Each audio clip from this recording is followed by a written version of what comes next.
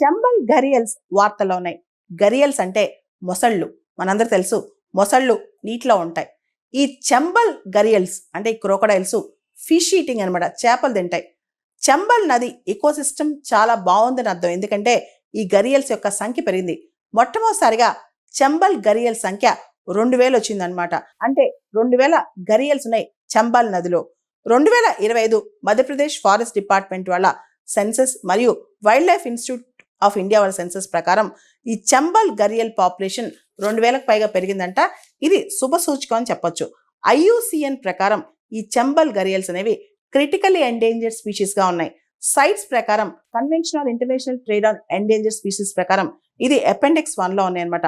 Wild life protection act 1972 ప్రకారం ఇవి schedule 1 లో ఉన్నాయి. అంటే చాలా పొడుగ్గా నేరోగా పెద్ద ముక్కు ఉంటుంది అనమాట. ముఖ్యంగా ఇవి హైలీ అక్వాటిక్. ఇవి నీళ్లలో నదుల్లో మాత్రమే బతుకుతాయి ఈ గరియల్స్. అండ్ ప్రత్యేకంగా ఇవేంటంటే చేపలు తినే బతుకుతాయి అనమాట.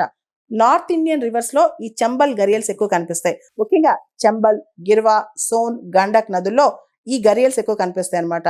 ఇవి చాలా తక్కువ పొల్యూషన్ ఉన్న నీళ్ళలో ఎక్కువ బతుకుతాయి.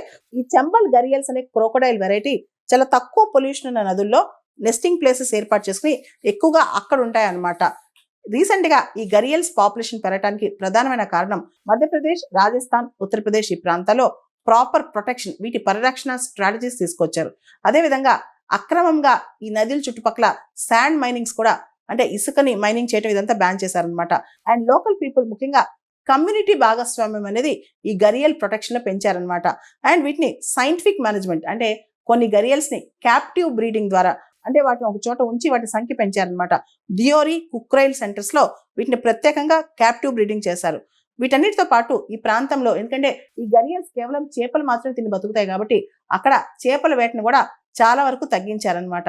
దాంతో పాటు ప్రస్తుతం ఇంకా కూడా గరియల్స్ కి థ్రెట్ ఏంటంటే క్లైమేట్, అంటే రకరకాల వాతావరణ పరిస్థితుల్లో ఇవి బతకగలగాలి.